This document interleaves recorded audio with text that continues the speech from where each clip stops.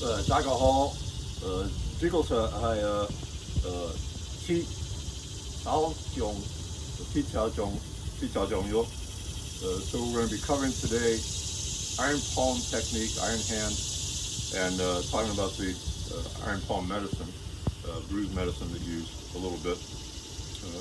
This is my 55th year coming up in September 2024, and I've gone through 3 different iron palm programs over the years. Which one's better? They're all good. It depends on the discipline of the student, how well you keep at it. Same old thing, practice as always. This jitajia is about 50 years old. It's from Grandmaster Sifu Mark Lee, and this is all that's left.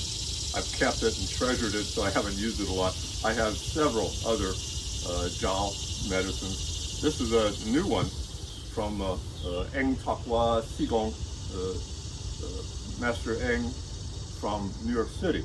He does a black tiger claw, and his student Paul Ko sends these up, and you can get them online. They all work very well. I'll show you how to use them. Okay?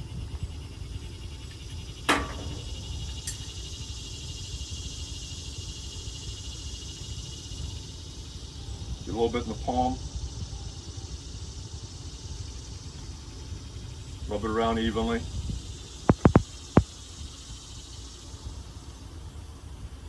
Then one form of iron palm, which is basically, again, just desensitizing, is slapping.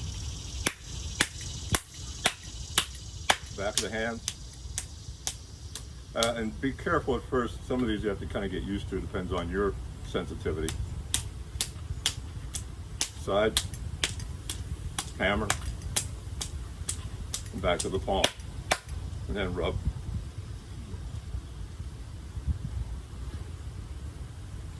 Put some again, coat it.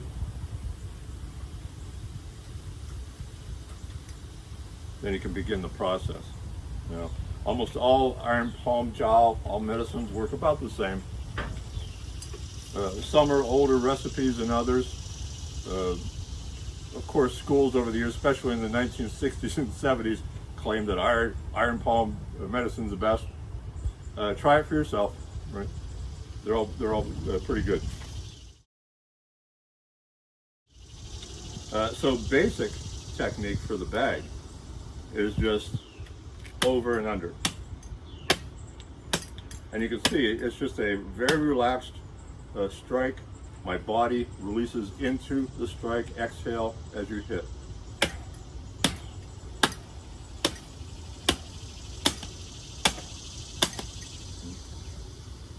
Nothing really special about it. There's a lot of different programs, like I said. Some of the techniques change. And you can do hammer, just like we did with the slapping. But again, loose fist. Don't tighten up or isometrically try to drive it through. Very loose, like a whipping motion. And again, dropping the body, exhale. Punching. And you can emphasize, you can see the little indents here. Major punching knuckles for most styles, or bottom knuckles for a lot of southern styles, including Wing Chun. Right? You can even do chain punch over it. But again, the whole body drops into that. As you're working out in the garage or around the house, as you get in and out of your car, I always use knuckles to move and close doors. It just keeps a consistent thing going. Okay. So our very first element is water. And you know, when you start doing it, it doesn't seem like anything. After you throw a couple hundred hits in this thing, it's almost like doing a belly slam with your hand. Little red, little sore. You get used to it though, it's not a big deal. But they start with water and again go through all 5 elements. Now, I still put jiao. I do the isometric exercises. I do the basic hand-to-hand slapping, right? Of course, the jiao is going to wash off a little bit as you start hitting. That's okay. Go through the process anyway. When you're done, apply the jiao, do your exercises again. And if anyone's standing by, warn them of their splash zone. It's a little messy.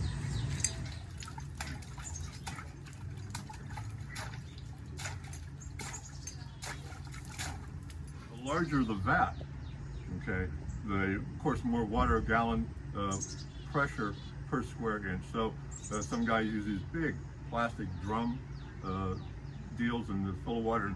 Of course, the pressure of the water is going to be a little bit harder, but you can use anything. I know guys that do it in their bathtub. You know.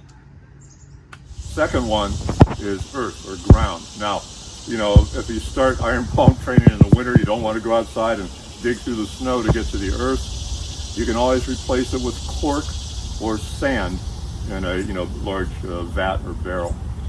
They all work basically the same. Nice low stance, and then the same over and under standard hand release.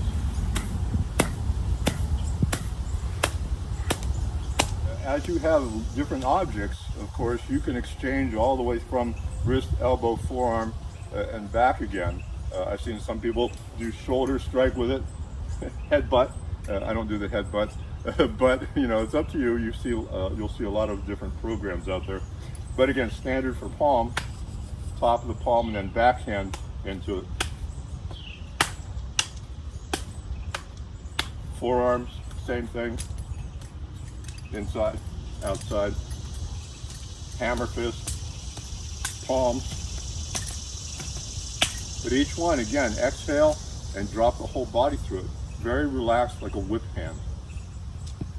Would be either sand or dried beans, and that's for the dotting principle. I didn't do it on the hard objects. They found out over the years that because of the acupuncture point connection to the fingertips, it affects the ocular nerve, so it affects your eyesight. So instead I do the dotting, the claw principle, in either beans or sand. Instead I've got mung beans, and they're just basic dried beans you can get anywhere. I already have the Vita gel in the hands, and basic, whatever claw you want, but I like to use full dragon or tiger claw, depending on what school it comes from. So stabbing the hands into the beans, okay, and you can get closer to them. And also stabbing with the claw, grabbing a handful, and then grinding.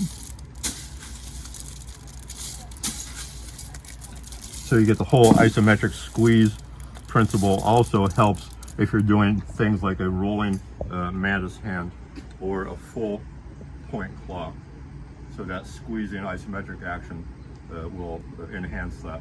Traditionally, you're not allowed to move to the next element until the mung beans are all crushed and pulverized. Okay, and the next one would be stone, and you can use cement, bricks, or you can get an actual stone. A lot of people use pond stones. They all work about the same striking. You can use edge hands, and this inside edge hand, of course, comes from a lot of ridge hand strikes, including monkey style, doing that type of whipping motion, and snake as well.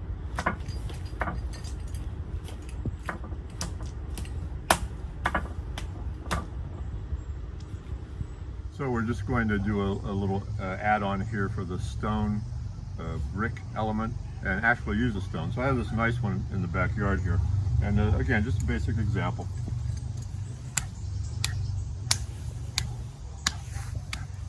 Edges,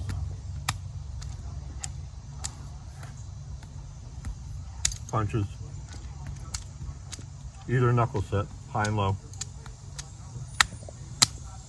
So next step, of course, is the last step is metal, and same striking, top, bottom, sides, backhands, forearms if you want to, right? You can do basically the same thing with the legs. Just be very careful. We don't want blood clots, if it's overtly bruising, signs of trouble. Always use your Dita gel before and after. Okay. So all of that training process to lead up to this, the breaking, in my opinion, the breaking shouldn't be a big showboat thing. A lot of people do that. I'll explain that a little bit later. But if you can break, you can break. If you can't, you can't. So this, and they're nothing special. These are just laid cement little slabs. I poured them myself. Didn't bake them. No tricks. You know, no spacers in between for if we stack a couple. Just break. So this is just follow through. Again, the main thing about breaking is just learning where your student's power follow through is.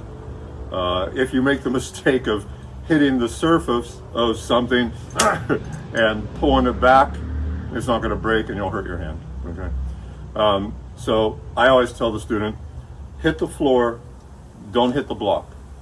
And it's the same thing if you're hitting, you know, dried out pine wood or whatever you're breaking. So the main purpose is follow through.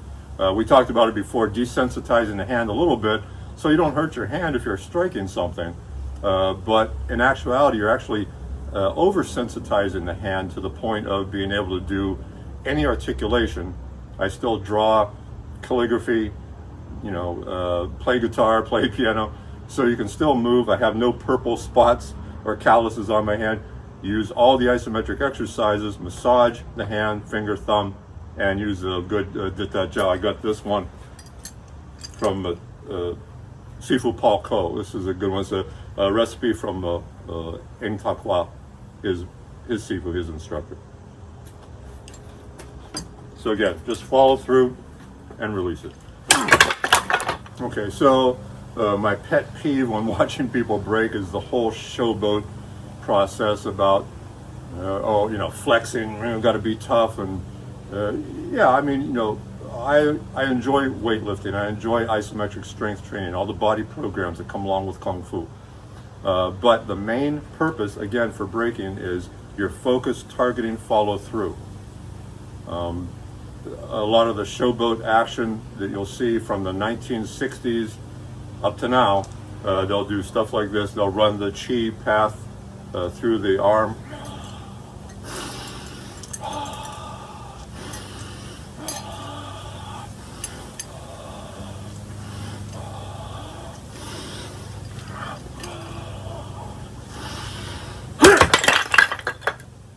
Is it necessary? In my opinion, you should do all of that before you do the break. That's your training process.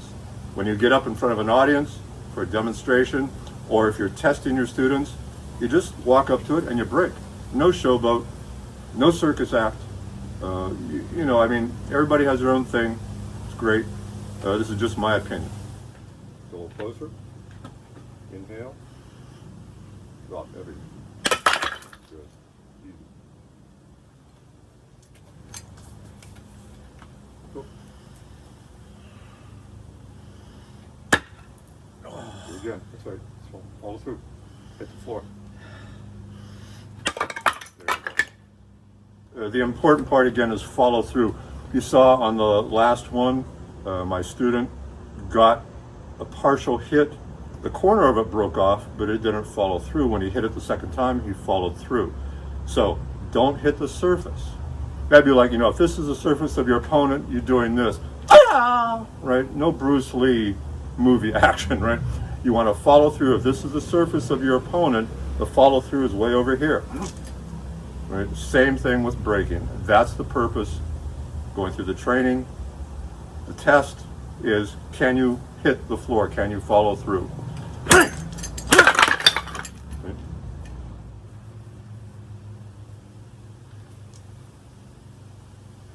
Follow through, hit the floor. Perfect. Okay, so not only the follow through, but again, from the showboating aspect, or a lot of people that do breaking, instead of having it waist height, right, they'll have it knee height, and then they have an open stance, and especially elbow strikes or head strikes or whatever they're going to break with, they do about 5 or 6, you know, testing it, and you know, you see your target, you just follow through. Okay, the testing, the recoil action back and forth, your opponent's not going to let you do that. You either follow through, hit, or you don't.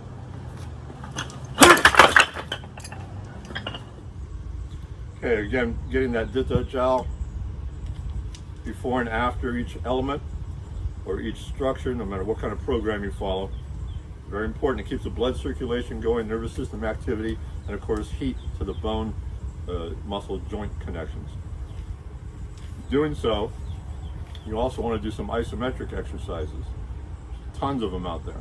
I like to go through all the claw positions, starting off with open, either tiger or dragon claw, depends on what your school calls it.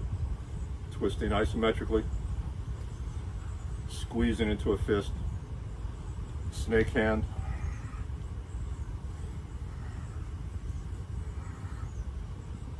no mysterious or particular order, they all work.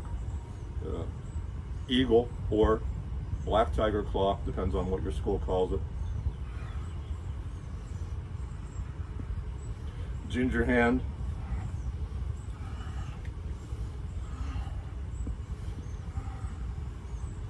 sword hand or white crane.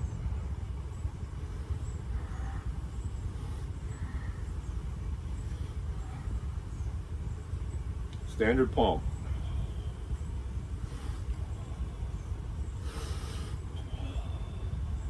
This also draws chi, the electromagnetic energy, to your hand, wrist, finger, thumb. And don't forget, as you're flexing the hand, especially the heel of the hand, you're massaging the 12 acupuncture pulse points in the wrist-hand connection. Leopard.